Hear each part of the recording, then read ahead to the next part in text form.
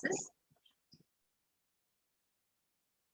First, we read about Maharashtra 2 child norms for government employees. This is GS paper first, in which three subjects are covered: history, world history, geography, Indian society.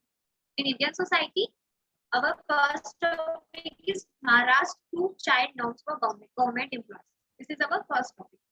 ये news में क्यों है? क्योंकि news में इसलिए क्योंकि महाराष्ट्र की एक वुमेन ऑफिसर थी जो कि प्रिजन डिपार्टमेंट थी, उसको डिसमिस कर दिया गया है।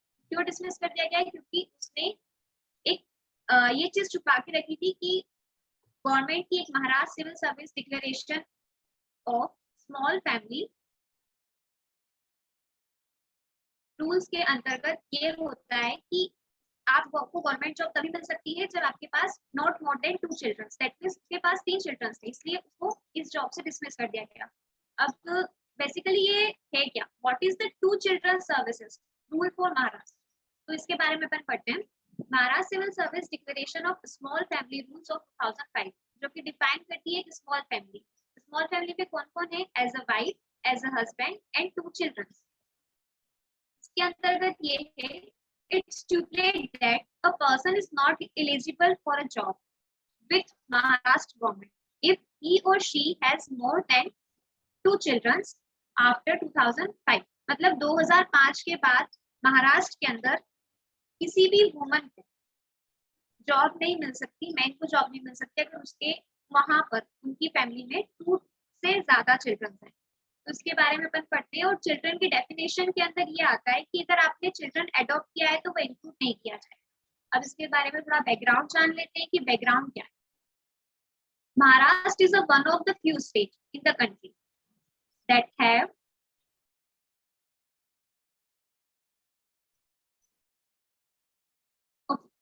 a two children policy. अब कौन कौन से स्टेट में 2 चिल्ड्रन पॉलिसी है, अपन को ये ध्यान रखनी है।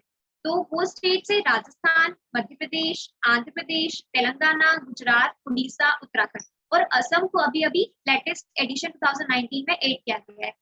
तो basically this is our first topic, Maharashtra 2 child norms. अब अपन बात करते हैं कि प्रीलिम्स में इसके रिलेटेड क्या क्या क्वेश्चंस बन सकते हैं। तो फर्स्ट क्वेश्चन बन सकता है महाराष्ट्र 2 चाइल्ड पॉलिसी। अब व्हाट इज 2 चाइल्ड पॉलिसी, जो अपन ने अभी पढ़ा कि 2005 के बाद किसी को भी जॉब नहीं मिल सकती अगर उनकी फैमिली में 2 से ज्यादा चिल्ड्रन है।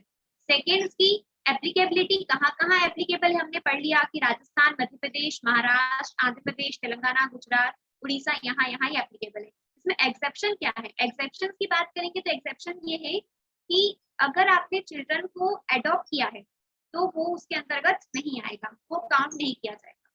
रीजनेबल रिस्ट्रिक्शंस क्या है? रिस्ट्रिक्शंस ये है कि आपको जॉब नहीं मिलेगी। स्टेट कहाँ है जहाँ पे ये लो है, अपन अभी पढ़ चुके हैं, राजस्थान, मध्य प्रदेश, आंध्र प्रदेश, तेलंगाना, गुजरात, उड़ीसा, उत्तराखंड, असम, यहाँ ये पॉलिसीज हैं जिसके अंतर्गत आता है। अब मेंस की बात करते हैं।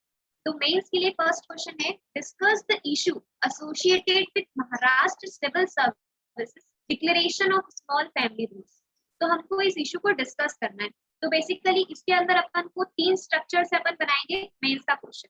फर्स्ट बनाएंगे हम लोग कि सबसे पहले उसका इंट्रोडक्शन, ये basically Maharashtra civil service small family rule है क्या, जो अभी अपन ने पढ़ा वही अपन इसके अंदर डिस्क्राइब करेंगे। Second, body content. Body content में अपन क्या लिखेंगे कि क्यों ये लगाना चाहिए और बेसिकली इसके पीछे नेसेसरी क्या है, क्यों चीजें ये क्यों अपन को लगाना चाहिए, और फिर एक छोटा सा कंक्लूजन देके इस चीज को अपन कंप्लीट कर सकते हैं। This is our first topic, Maharashtra 2 child norms for government employ. Now second topic क्या?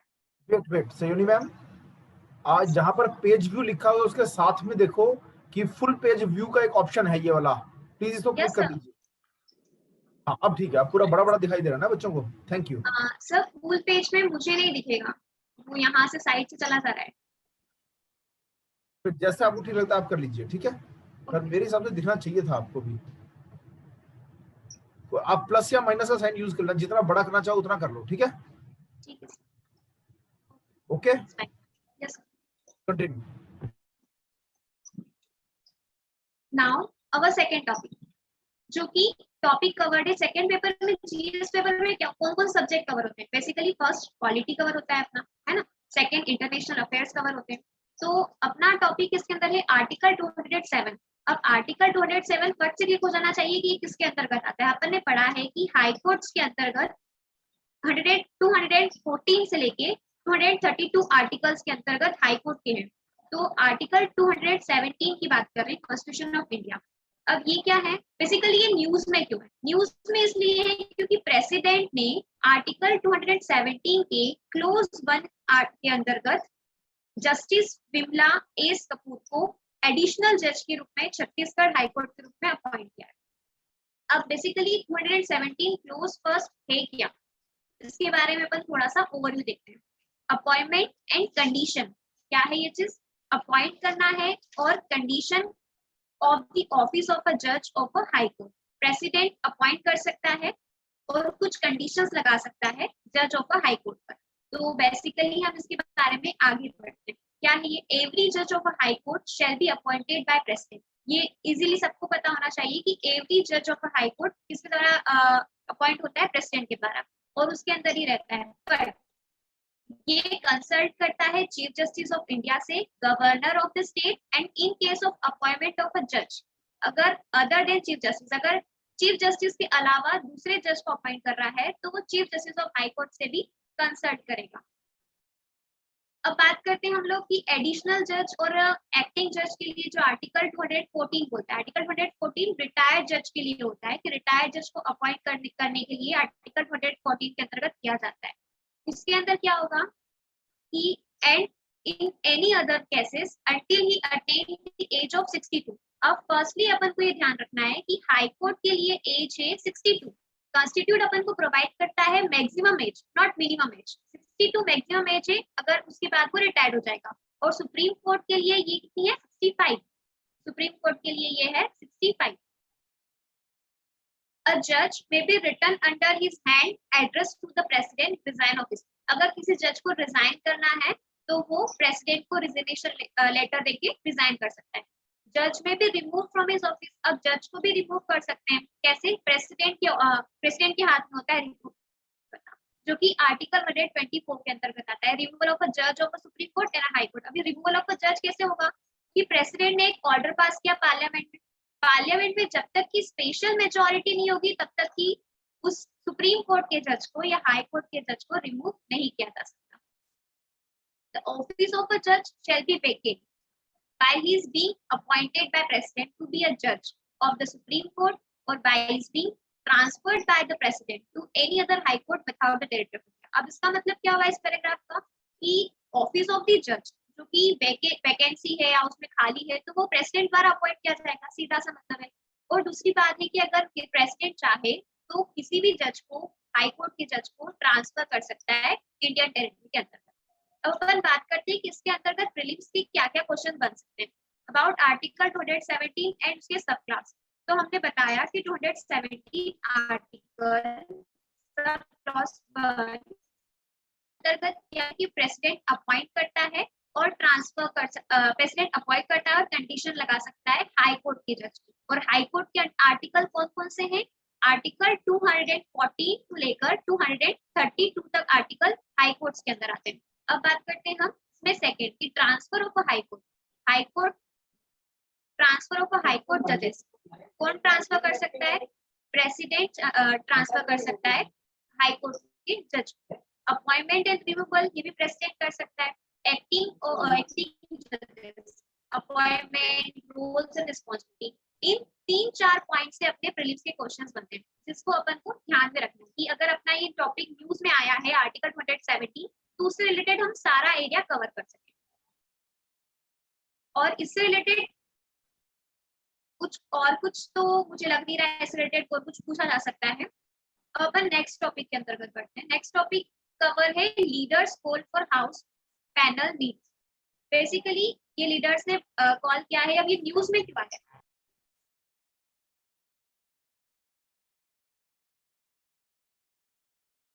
बेसिकली ये न्यूज में क्यों आया है। Member of parliament has appeal Rajya Sabha की चेयरमैन। बेसिकली इतना अपन को पता है कि राज्यसभा में चेयरमैन हेड है और लोकसभा में स्पीकर है। तो राज्यसभा के चेयरमैन है एम वेंकैया नायडू और लोकसभा के स्पीकर है ओम बिरला। जिन्होंने एमपी मेंबर ऑफ पार्लियामेंट ने उन्हें बोला है कि वो पार्लियामेंट्री पैनल की वर्चुअल मीटिंग करें, इसलिए ये टॉपिक न्यूज में है। तो इसके रिलेटेड बैकग्राउंड क्या है, जैसा कि सभी जानते हैं अभी कोविड की कंडीशन चल रही है, इसलिए सारी चीजें वर्चुअली हो रही है। There has been a no meeting of the standing committee for more than a month now. What are the parliamentary committee? A parliamentary committee is a committee which is appointed or elected by house or nominated by speaker. यहाँ पे speaker और chairman दोनों हो सकते हैं। तो ये parliamentary committee के बारे में बात कर रहे हैं कि कमेटी जो कि अपॉइंट कर रही है और इलेक्ट कर रही है बाय द हाउस और नॉमिनेट बाय द स्पीकर या chairman, which works under the direction of the speaker या चेयरमैन और रिपोर्ट प्रेजेंट करती है स्पीकर या सेक्रेटरी को। This is the parliamentary committee. जो पार्लियामेंट्री कमेटी ने क्वेश्चन उठाया था या बोला था कि हमें पार्लियामेंट्री पैनल होना चाहिए वर्चुअल मीटिंग, तो अपना क्वेश्चन बनता है कि पार्लियामेंट्री कमेटी बेसिकली होती क्या है। तो पार्लियामेंट्री कमेटी बेसिकली वो कमेटी होती है जिसको कॉन्स्टिट्यूट करता है या कमेटी जो कि अपॉइंट की जाती है या नॉमिनेट की जाती है बाय द लोकसभा स्पीकर या राज्यसभा चेयरमैन। उसके अंदर ही सारे डायरेक्शन होते हैं जो कि स्पीकर प्रोवाइड करता है, वही डायरेक्शन फॉलो करती है और वही रिपोर्ट को स्पीकर को या सेक्रेटरीट को प्रोवाइड करती है। अब पार्लियामेंट कमेटी दो तरीके से हो सकती है, फर्स्ट है स्टैंडिंग कमेटी और सेकंड है हेड ऑफ कमेटी। अब बात करते हैं कि स्टैंडिंग कमेटी क्या होती है, जिसको इलेक्ट और अपॉइंट कर एवरी ईयर होता है, बेसिकली पीरियोडिकली होती है और ये फिक्स होती है कि हाँ एवरी ईयर आपको अपॉइंट करना है और इनका ये वर्क है जो ये प्रोवाइड किया जाएगा और कंटिन्यूअस बेसिस पे होती है। लेकिन हेड ऑफ कमेटी बेसिकली एक पर्टिकुलर टॉपिक के लिए या नीड के लिए बुलाई जाती है जो कि कंप्लीट करती है असाइन, जैसे उसका कब हो जाता है एग्जिट कब हो जाती है, जब उसका पूरा टास्क खत्म हो जाता है वैसे ही ये कमेटी एग्जिट हो जाती है। This is the two committees of parliament, head of committee and standing committee. अब कॉन्स्टिट्यूशनल प्रोविजंस क्या है? कॉन्स्टिट्यूशन प्रोविजन पार्लियामेंट कमेटी जो अथॉरिटी है तो आर्टिकल 105 एंड आर्टिकल 118 प्रोवाइड करता है कॉन्स्टिट्यूशन को पार्लियामेंट्री कमेटी के लिए। अब कंपोजिशन, अब ये कमेटी का नाम है departmentally related standing committee. What is departmentally related standing committee? ये कमेटी होती है जो लोकसभा और राज्यसभा से मिलकर बनी होती है, बट पहले क्या होता था कि 13th लोकसभा तक DRSC जो अपन ने बात करी इसी committee department related standing committee 45 members होते थे, 30 nominated from Lok Sabha and 15 nominated from Rajya Sabha. लेकिन इन जुलाई 2004 में इसको each DRC now has 31 members, इसको रीस्ट्रक्चर कर दिया 2004 जुलाई के अंदर। पहले कितने होते थे? 45 मेंबर, जो कि 30 nominated from Lok Sabha and 15 nominated from Rajya Sabha. अब क्या हो गया है कि 21 नॉमिनेटेड होंगे लोकसभा से और 10 राज्यसभा से, to be nominated by the Lok Sabha, जो कि स्पीकर करेगा और राज्यसभा से चेयरमैन करेगा। तो ऑब्वियस पॉइंट है, there are appointed for maximum 1 year period के लिए भी अपॉइंट किया जा सकता है और रिकंस्टिट्यूट कर सकते हैं every year cutting across the party line पे अक्रॉस कट करके भी अपॉइंट किया जा सकता है। This is all about the departmentally related standing committee. अब बात करते हैं हम लोग सेकेंड कमेटी की, जो है कंपोजिशन ऑफ फाइनेंशियल कमेटी।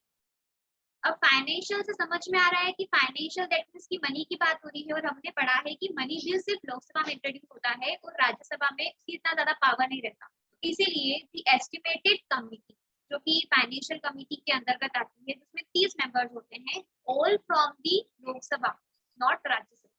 ये इंपॉर्टेंट पॉइंट है कि जो फाइनेंशियल कमेटी है ये सारे मेंबर्स लोकसभा से होंगे। अब पब्लिक अकाउंट कमेटी और पब्लिक अंडरटेकिंग कमेटी दोनों के 22 मेंबर्स होंगे, 15 इलेक्टेड होंगे लोकसभा से और 7 from Rajya Sabha. This is the parliamentary committee. और अब बात करते हैं हम जिस कमेटी से जितना भी हमने पढ़ा उससे क्या क्या प्रीलिम्स के क्वेश्चंस बन सकते हैं। तो सबसे पहले difference between parliamentary committee versus cabinet committee. Parliamentary committee हमने बताया कि कॉन्स्टिट्यूशन इसको प्रोवाइड करता है, लेकिन cabinet committee is extra constitutional committee. This is the basic difference between them. Now standing versus financial committee जो अभी अपन ने आगे ऊपर पढ़ा, ये वही चीज है जिसको सिर्फ अपन को माइंड में रखना है, फिर याद करना है अपन को कि who appointed chairman and member of this committee. This is the main question कि कौन सी कमेटी को कौन अपॉइंट करता है और उसका चेयरमैन कौन है।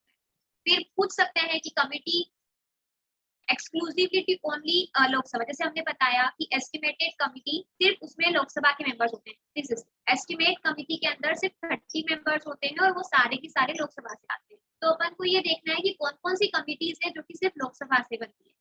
कमिटीज में स्पीकर चेयरमैन, और अपन को ये भी माइंड में रखना है कि कौन कौन सी कमिटी है जिसका स्पीकर चेयरमैन। अब इससे मेंस की क्वेश्चन क्या बन सकते हैं, तीन तरीके से इस क्वेश्चन को डिवाइड किया गया है। What are the parliamentary standing committees? Why are they necessary? Discuss their role and function to bring out their significance.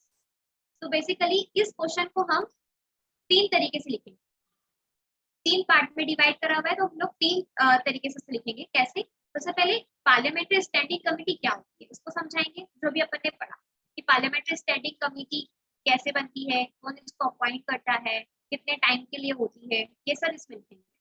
फिर इसकी नेसेसिटी क्या है, इसके रोल्स और मतलब इसमें क्या क्या जरूरतें हैं, क्यों बनाई जाती है। गवर्नमेंट के लिए सारे वर्क करने के लिए स्पीकर को रिपोर्ट प्रोवाइड करती है, ये बेसिकली इंडियन टेरिटरी में चल गया है। डिस्कस देयर रोल और फंक्शन, ये क्या क्या चीजें करती है और इसका सिग्निफिकेंस क्या है, इस सबको हमको अलग अलग चीजों को समझाते हुए इसका मेन कंक्लूजन देना है। This is all about this topic. Now next topic, vehicle scrappage policy. Basically vehicle scrappage policy क्या है, ये न्यूज में क्यों थी। तो सबसे पहले अपन सीधे चलते हैं कि ये पॉलिसी है क्या। इस पॉलिसी के बारे में पहले अपन पढ़ेंगे, फिर इसके बारे में करंट में क्यों है ये। तो इस पॉलिसी में है कि ओल्ड व्हीकल्स जो कि पास ऑफ फिटनेस टेस्ट, जिसने व्हीकल ने फिटनेस टेस्ट को पास किया है बिफोर री रजिस्ट्रेशन एज पर दी पॉलिसी, आपको रजिस्ट्रेशन करवाना पड़ेगा। रजिस्ट्रेशन की कमर्शियल व्हीकल हो गए जो कि मोर देन 15 इयर्स ओल्ड है, या प्राइवेट व्हीकल जो कि 20 ईयर ओल्ड है, उसको खत्म कर देना चाहिए। स्क्रैप करना, स्क्रैप का मतलब होता है खत्म करना। तो this is the policy. Second है as a disincentive increase re registration. Basically financial, हम अभी आगे इसको न्यूज में पढ़ेंगे कि ये बेसिकली न्यूज में क्यों है, क्योंकि हमारे पास इकोनॉमिकल कंडीशन नहीं है कि इस पॉलिसी को अच्छे से इम्प्लीमेंट कर सके या कुछ और तरीके से इसको इम्प्लीमेंट कर सके। तो रजिस्ट्रेशन री रजिस्ट्रेशन फी को इंक्रीज करने की बात की है इसमें, जिसकी व्हीकल 15 साल से पुरानी हो चुकी है। The state government may be advised offer a road tax rebate up to 25% को बढ़ा सकता है पर्सनल व्हीकल के लिए और 15% कमर्शियल व्हीकल के लिए। This is all about this policy. अब ये न्यूज में क्यों थी इसके बारे में पढ़ते हैं। कॉन्टेक्स्ट, अप्रीजल रिसर्च, इस रिसर्च के अकॉर्डिंग बताया गया है कि centre scrappage policies unlikely to have free transporter fee up to replace old vehicle with new. The scrappage volume of buses, passenger vehicle and two-wheelers will be limited as well. This is about this news. अब बात करते हैं कि issue क्या चल रहा है इस पॉलिसी रिलेटेड। लिमिटेड इंसेंटिव्स है, पुअर कोस्ट, ये देखो poor cost economic for trucks, ये वही बात है। इसके लिए हमने बोला गया है कि रजिस्ट्रेशन फीस को बढ़ाया जाए, हमारे पास इकोनॉमिक की कंडीशन नहीं है, और lack of addressable volume for other sectors.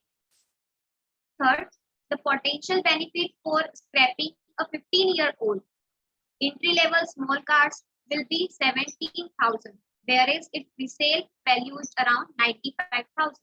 That makes scrapping unattractive. This is the issue with the new policy.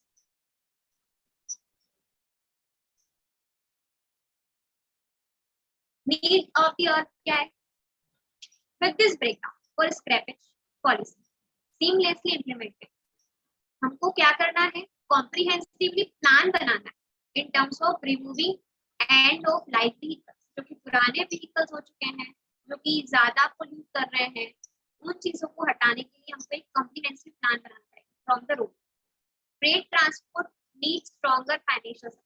However, that said, it is important to note that unless old fleet vehicles are off the road, the benefits of implementation of BS6 vehicle, ये BS6 norm है जो कि vehicle के लिए apply किया गया है, will not be fully leveraged.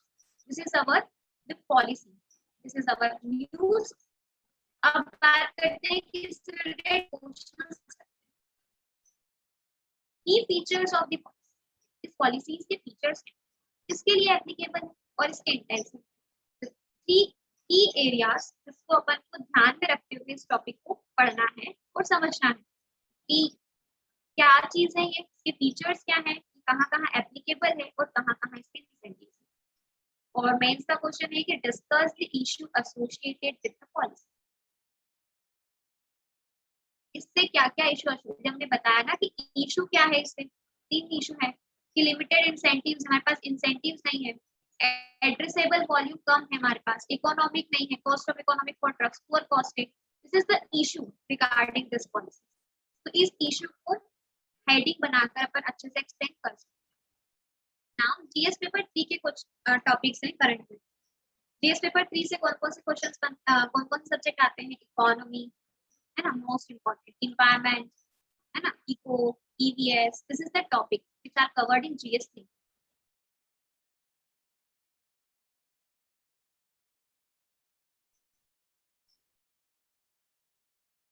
अब टॉपिक क्या है, एग्रीकल्चर इंफ्रास्ट्रक्चर फंड। इस टॉपिक इशू रिलेटेड बेसिकली ये जो टॉपिक इसके अंदर आया हुआ है एग्रीकल्चर इंफ्रास्ट्रक्चर।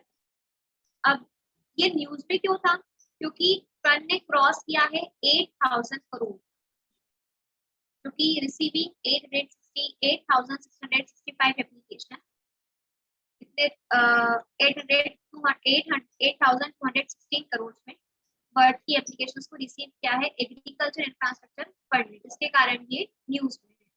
बेसिकली क्या है कि the largest share of pi is contributed by primary agriculture credit society 58% इससे कंट्रीब्यूट होता है, एग्रीकल्चर एंटरप्रेन्योर से 24% और इंडिविजुअल फार्मर से 13%। इसके कारण लार्जेस्ट शेयर कहाँ से आता है, याद रखना होगा हमको कि प्राइमरी एग्रीकल्चर क्रेडिट सोसाइटी से लार्जेस्ट शेयर आता है। अब बेसिकली एग्रीकल्चर इंफ्रास्ट्रक्चर फंड है क्या, इसके बारे में पढ़ते हैं। It is a medium long term डेब्ट फाइनेंशियल फाइनेंसिंग फैसिलिटी, ये एक मीडियम है, लॉन्ग टर्म है, डेब्ट फाइनेंसिंग फैसिलिटी है जो कि investment in viable project for poor harvest management या इंफ्रास्ट्रक्चर या community farming asset through interest subvention and credit guarantee के लिए इसको अप्लाई किया। ड्यूरेशन क्या है इसकी की, फाइनेंशियल ईयर 2020 से 2029 तक इसका 10 इयर्स इसका ड्यूरेशन। इस स्कीम के अंतर्गत क्या है, 1 लाख करोड़ प्रोवाइड किए जाएंगे बैंक को, फाइनेंशियल इंस्टीट्यूशन को एज अ लोन, बैंक और फाइनेंशियल इंस्टीट्यूशन लोग को प्रोवाइड किए जाएंगे, जिसका इंटरेस्ट होगा 3% पर एनम और क्रेडिट गारंटी कवरेज होगा CGTMES। What is CGTMES? It is credit guarantee fund trust for micro and small enterprises. एक बेसिकली ये स्कीम है जिसके अंतर्गत ये लोन प्रोवाइड किए जाएंगे under the loan for loan 2 crore. अब एलिजिबिलिटी क्या है इसकी, एलिजिबल बेनिफिशियरीज क्या है, जैसे कि कौन कौन इसका फायदा उठा सकते हैं, फार्मर्स, एफपीयूज क्या है यहाँ पे, farmer producers organisation, PSCS, marketing cooperative society, self help group, joint liability group, multipurpose cooperative society, agri entrepreneur, startups and centre state agencies और local body sponsors, public private partnership project. This is the eligible beneficiaries, ये सारे beneficiaries हैं इसके लिए। क्या है ये इसकी, agriculture infrastructure fund. Interest subjugation क्या है, subvention, all loans under this financial facilities will have interest 3% per annum, 3% interest लगेगा up to the limit of 2 crore. 2 crore इसकी लिमिट है। हमको सिर्फ इतना ध्यान रखना है कि कितनी लिमिट है इसकी, कितने परसेंट पे ये इंटरेस्ट पे मिल रहा है, लोगों को कौन कौन इसके beneficiaries. This is the all about most important factors for prediction. This subjugation will be available for maximum period. अब कितने पीरियड्स के लिए, ये 7 पीरियड के लिए अवेलेबल है।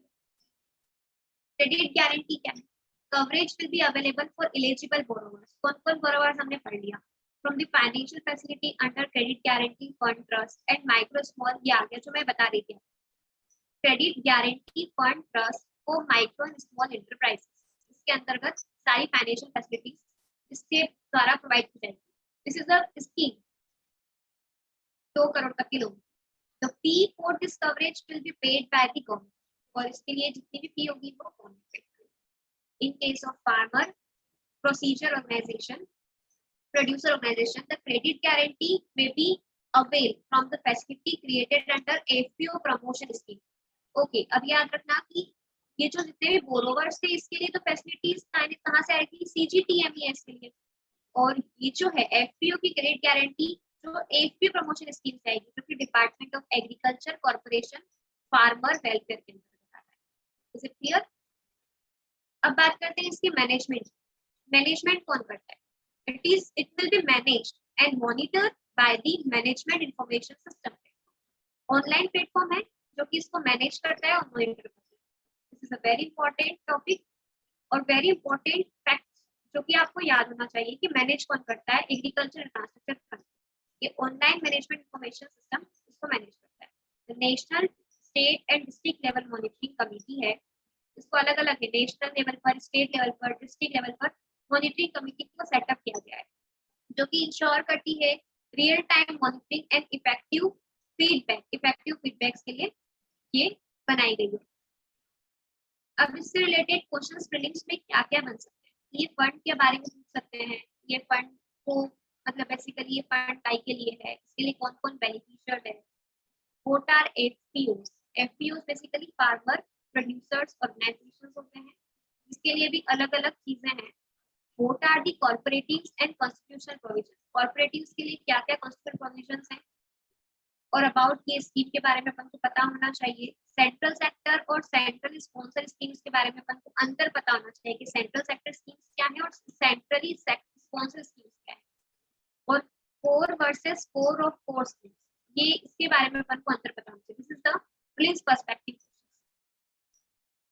Now the next topic is Aditya L1 support से। अब बेसिकली आदित्य L1 है एक ही हमारा सोलर मिशन है जिसको लॉन्च किया है इसरो ने और Aryabhatta research institution observation science ने जॉइंटली इन दोनों का एफर्ट से ये बनाया गया है। अब बेसिकली क्या है, ये एक कम्युनिटी सर्विस सेंटर है जो कि सेटअप किया गया है किसके लिए, all data on board India first dedicated solar space mission to single web based interference के लिए प्रोवाइड कर सके। तो बेसिकली क्या है, आदित्य L1 सपोर्ट सेंटर जो किसने एफर्ट से बनाया गया है, ISRO, Indian space research organization and Aryabhatta research institution for of observation science ने जॉइंटली एफर्ट से बनाया गया है। और क्यों बनाया गया है कि एक बेसिकली एक सेंटर्स को सेटअप कर सके जो कि सारे डाटा जो कि India first dedicated solar space mission है जहां से सिंगल वेब बेस्ड इंटरफेस हो सके।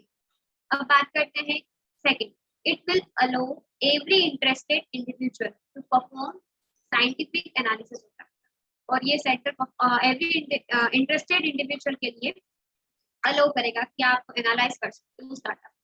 अब आदित्य L1 मिशन क्या है, इंडिया का फर्स्ट सोलर मिशन, इंडिया का फर्स्ट सोलर मिशन है जो कि लॉन्च बाय यूजिंग PSLV क्या है, polar satellite launch vehicle in XL. ठीक है, इसके द्वारा इंडियन का first solar mission Aditya L1 launch किया जाएगा। इट विल हैव 7 पेलोड्स जो कि इंस्ट्रूमेंट्स है इसमें ऑन बोर्ड, 7 पेलोड्स होंगे जो कि स्टडी करेगा सन की कोरोना की, सोलर एमिशन की, सोलर बीम्स की, फ्लेयर्स की, कोरोनल मास इजेक्शन की, and will carry out round the clock imaging the sun. This is all about the Aditya L1 मिशन। इसका सिग्निफिकेंस क्या है, the data from Aditya mission will be immensely helpful in discriminating between different model of the origin of solar storm and also constructing how the storm evolve and what path they take through the interplanetary space from the sun। Basically इसका significance ये है कि ये हमें बताएगा Aditya L1 mission की कैसे solar flames का ओरिजिन होता है, स्ट्रॉन्ग ओरिजिन होता है, और कैसे वो अर्थ से इंटरप्लेनेटरी स्पेस में कांटेक्ट करती है, उसका अर्थ पे क्या इफेक्ट होता है, इसका ये सिग्निफिकेंस है जो हम किसकी सारी इंफॉर्मेशन हमें मिलेगी Aditya L1 mission. Position of the satellite, इसकी सैटेलाइट पोजीशन कहाँ पे है, ये याद रखने के लिए से क्वेश्चन है। In order to get the best science from the sun, हमको बेस्ट बेसिकली एनालिसिस करना है कि सन की कोरोना का और कैसे सोलर फ्लेम को ओरिजिनेट करता है, कैसे क्या चीजें करता है। तो उसके लिए बेस्ट प्लेस कहाँ होगा, अराउंड द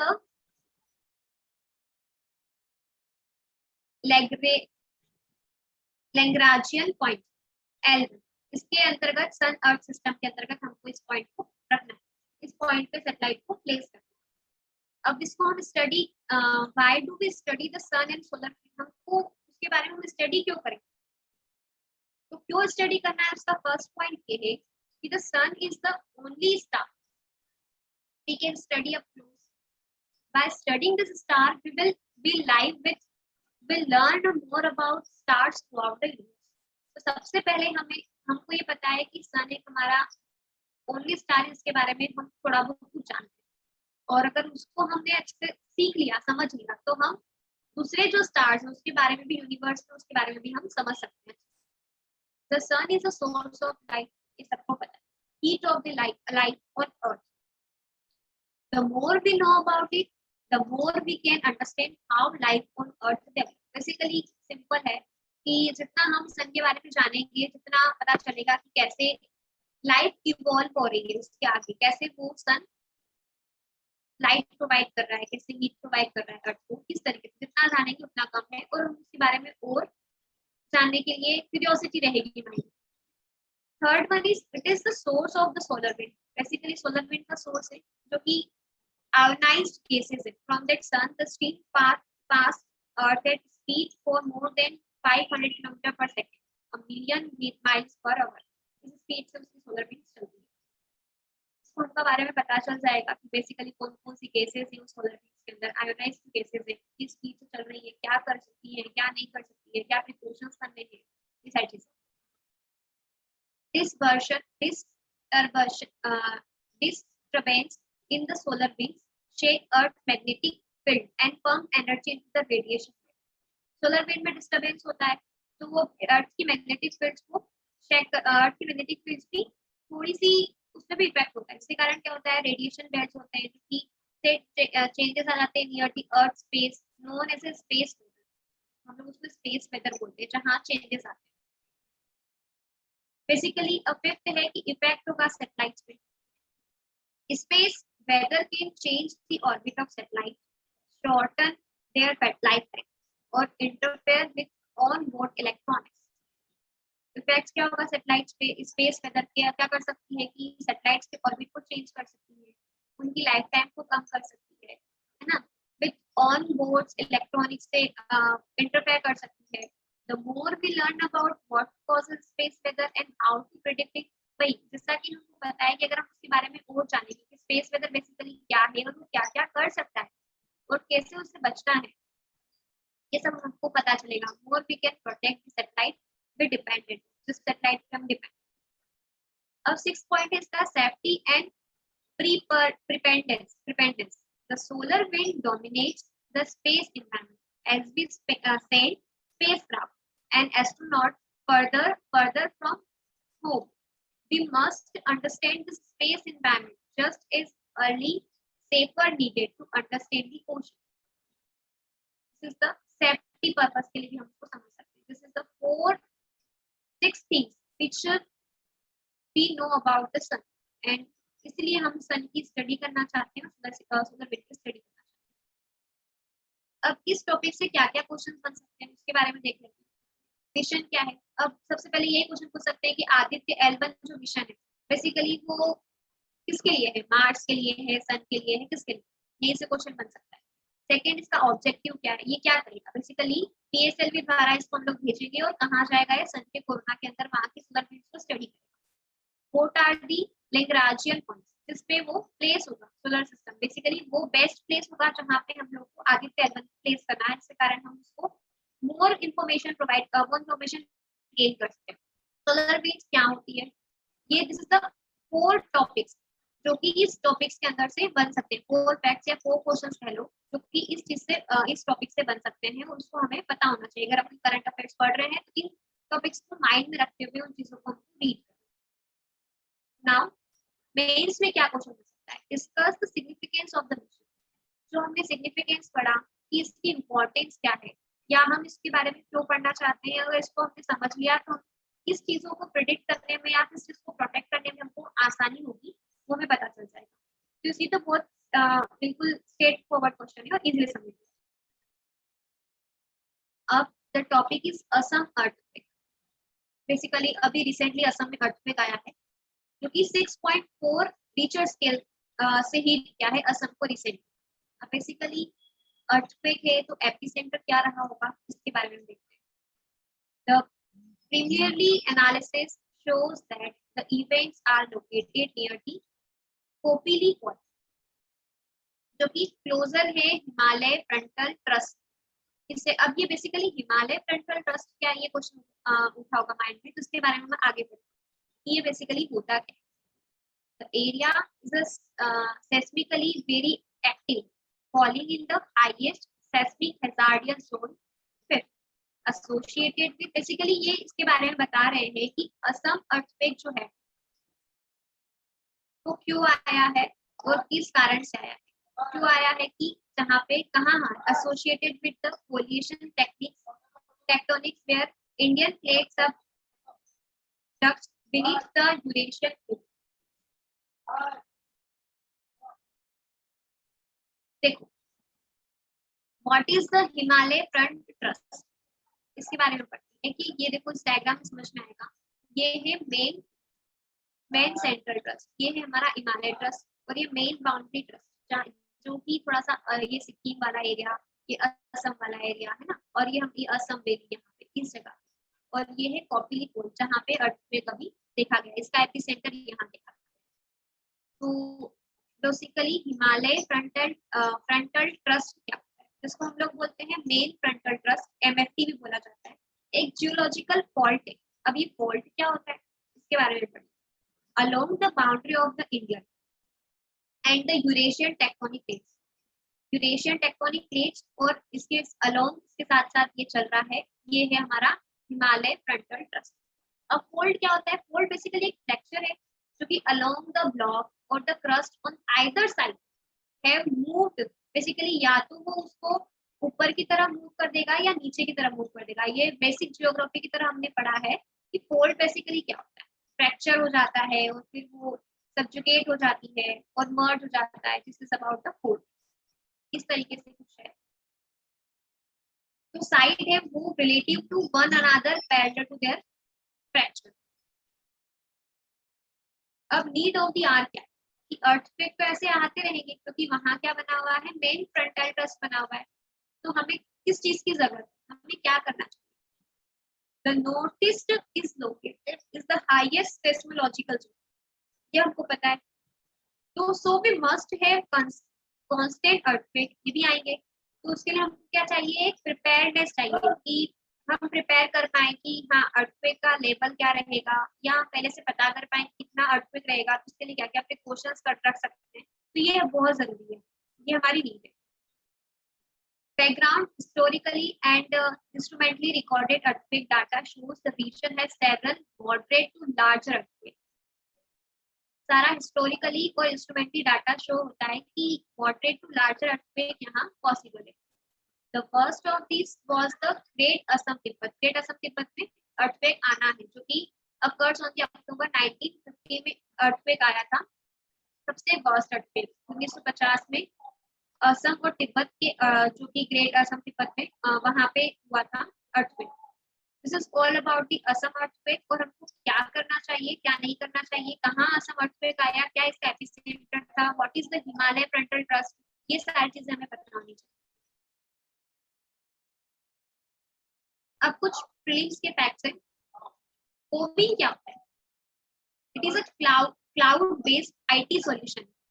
तो क्या करता है, इसके लिए बनाई हमने प्लानिंग के लिए, इम्प्लीमेंटेशन, मॉनिटरिंग करना, इवेल्युएटिंग करना कोविड की vaccination in India. This is the CoWIN. CoWIN नाम से समझ में आ रहा है, कोविड की वैक्सीनेशन के लिए हमने ये एक आईटी बेस्ड सॉल्यूशन बनाया है। बेसिकली ये एक ऐप भी है, ऐप डेवलपमेंट ऐप भी डाउनलोड कर सकते हैं, हम देख सकते हैं कि किस तरीके से मॉनिटर कर रहा है। एक आईटी बेस्ड सॉल्यूशन है, क्लाउड बेस्ड है। तो कोविन एक प्लेटफॉर्म है, इसको कौन ऑन करता है, दिस इज द मेन। ये बनाया तो है, बट बेसिकली इसको ऑन कौन कर रहा है?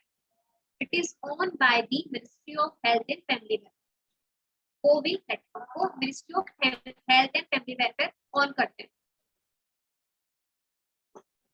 Now exercise Varun 2020 next topic. Exercise Varun एक Indo French naval French exercise है जो कि एनुअली होती है। इंडिया और फ्रेंच दोनों मिलके बायलैटरल एक्सरसाइज है, नेवल एक्सरसाइज है जो कि हर साल की जाती है वरुण 2020 और ये अभी अरेबियन सी में हुई है। इसका 19th edition is held on Arabian sea. Python 5 news में है। डीआरडीओ ने कंडक्ट किया है वेदांत trial of Python 5 air to air missile. पाइथन 5 is a family of air to air missile. Python basically एक फैमिली है जो एयर टू एयर मिसाइल की फैमिली बेसिकली ये बात है, जो कि इजराइल की weapon manufacturing Rafael advanced defense systems को बिल्ड करता है। तो पाइथन 5 क्या है? engage enemy aircraft from very short ranges near the beyond visual range से भी beyond मतलब कि बेसिकली जहां तक हम देख पाते हैं उससे थोड़ा सा दूर तक ये python 5 air to air missile क्या एनिमी को मार सकती है। This is about the prelim facts. Now the editorial making social welfare universal. What is this? इसके बारे में पढ़ेंगे। इंट्रोडक्शन बेसिकली पूरा एडिटोरियल है, इसमें इंट्रोडक्शन समझाया गया है क्या नीड्स है, क्या चीजें हैं, क्या करनी चाहिए ये सब। जैसा कि हम जानते हैं India is one of the largest welfare state in the world and yet with COVID-19 starting in 2020 the state failed to provide for its most vulnerable citizens. The country witnesses multiple crises जैसे कि mass inter and intra migration, food की insecurity हो गई है ना, crumbling health infrastructure. This is the जो कि country क्या है witness कर रही है। Extenuating circumstances of the pandemic has pushed an estimated 75 million people to the poverty. Estimated ये बता रहा है कि 75 million poverty गरीब में जा सकते हैं, गरीबी में चले गए। The second wave has brought even the middle and upper class citizens. Second wave इतनी खतरनाक आई है कोरोना की कि जो मिडिल और अपर क्लास के सिटीजन है उनको भी इसने अफेक्ट किया है पूरी तरीके से। इकोनॉमिक कैपिटल क्या होता है कि अपसेल्स ऑफ सोशल कैपिटल। अब सोशल कैपिटल क्या है इसके बारे में पढ़ेंगे कि has proven to be insufficient in accessing health care facility, illness in universal but health care is not. Correct है। About social capital, social capital basically एक साइंस है जो कि बिलोंग करता है या कॉन्फ्लिक्ट करता है एक्सपीरियंस ऑफ सोशल नेटवर्क जो can be bring great benefits of the people. Consist trust, mutual understanding, shared values and behavior that bind together the member of a community and make cooperative action possible. This is all about social capital. जो कि इस चीजों को consist करती है और हम बता रहे हैं कि सोशल कैपिटल एब्सेंस हो चुका है। For now, the key institution that can be said to contribute to development of a social capital range from grassroots level community based initiative like resident welfare बना दिया एसोसिएशन या self help group बना रखे, cooperatives हैं, charitable societies हैं, trust as well as self regulating professional bodies हैं जैसे कि मेडिकल काउंसिल ऑफ इंडिया या बार काउंसिल। इस चीजों को हमने की इंस्टीट्यूशंस को हमने बना के रखा है जो कंट्रीब्यूट करता है social capital. Such interaction enable people to build communities, to communicate themselves, each other, and to unite the social fabric. The alignment of business operation with social value, which is the essence of corporate social responsibility. CSR का essence is the heart of the ability to contribute to social development alongside economic development. अब absorbing shocks क्या है? Providing universal social security. तो universal social security provide करती है। तो country has over 500 direct benefit transfer. country के पास 500 direct benefit transfer scheme जो कि सीधे जिसको जरूरत होती है वहां तक फाइनेंशियल सपोर्ट या मेडिकल सपोर्ट, हेल्थ सपोर्ट सब कुछ प्रोवाइड होता है।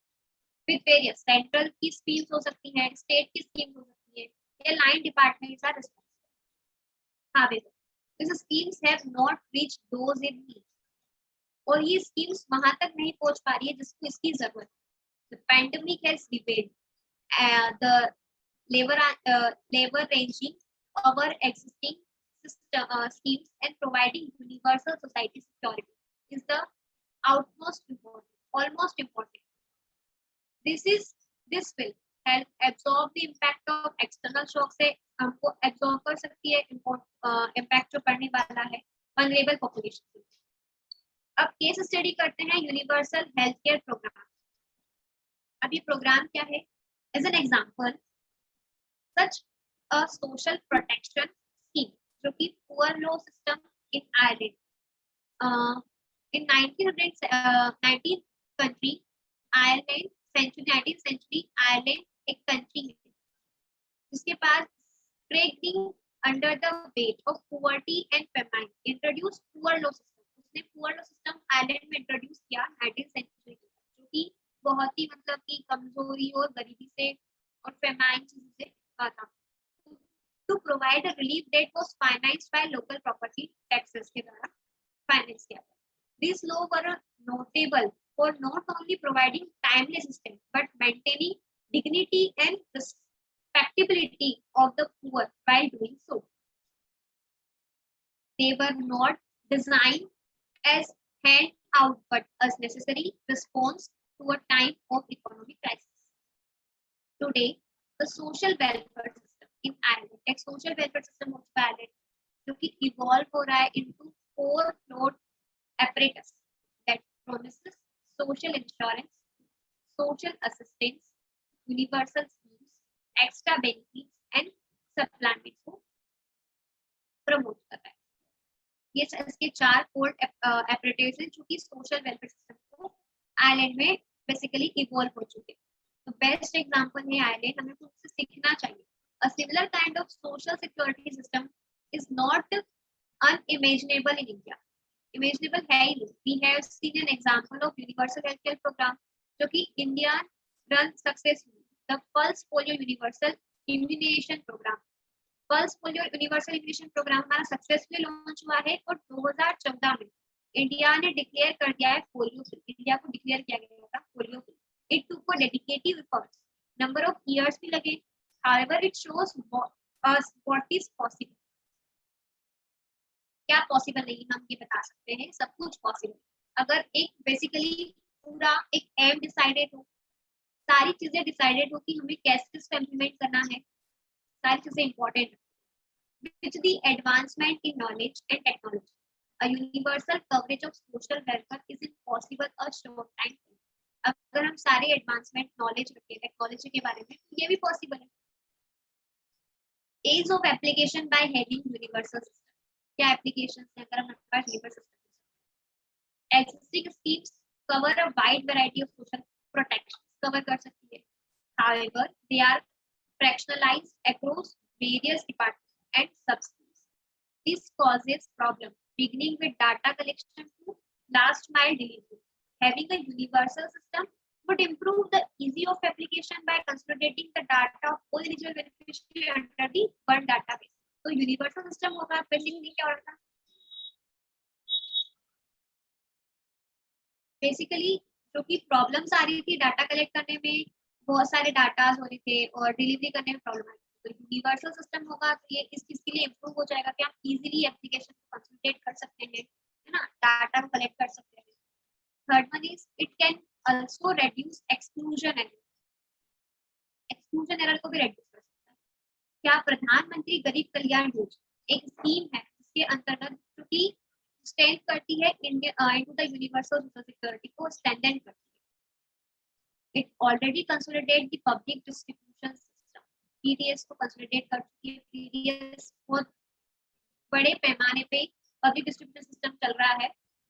The provision of gas cylinders and wages of the MNREGA जो स्कीम चल रही है उसके अंदर। जनरली सोशल असिस्टेंस स्कीम जो कि प्रोवाइड करती है basis of an assessment of need. Having a universal scheme would take away this access exclusion barrier.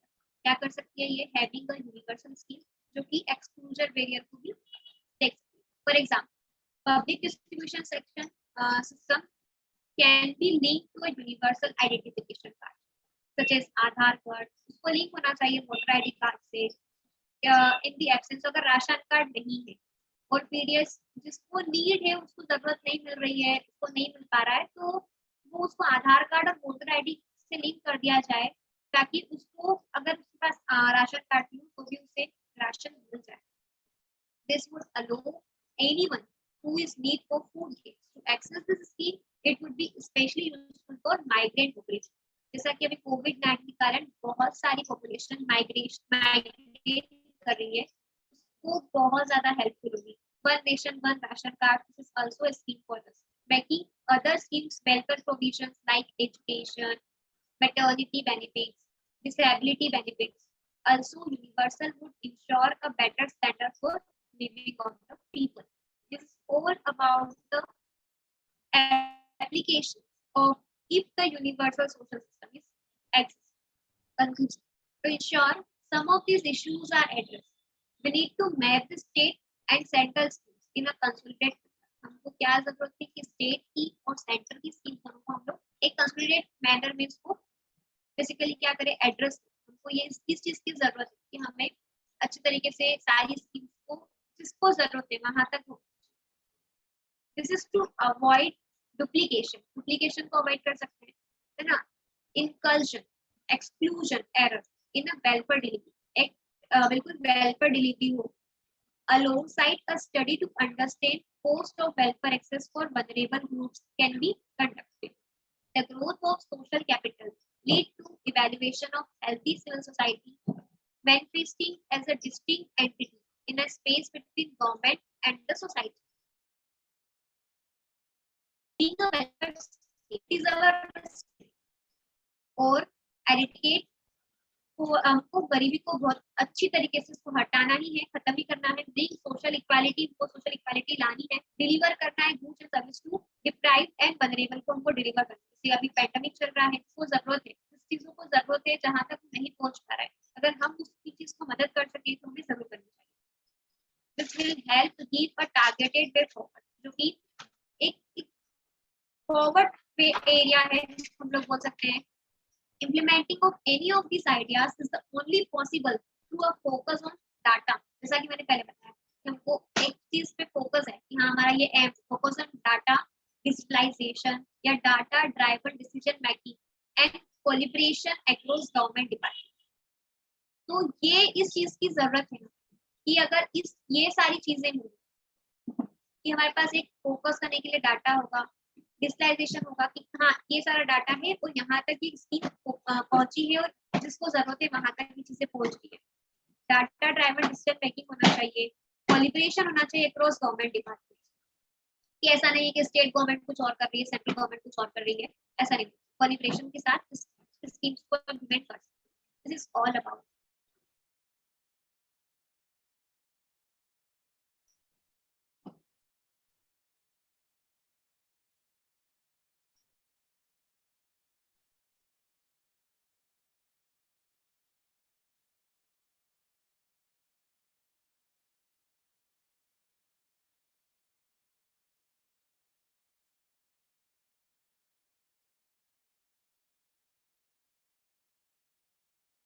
Hello.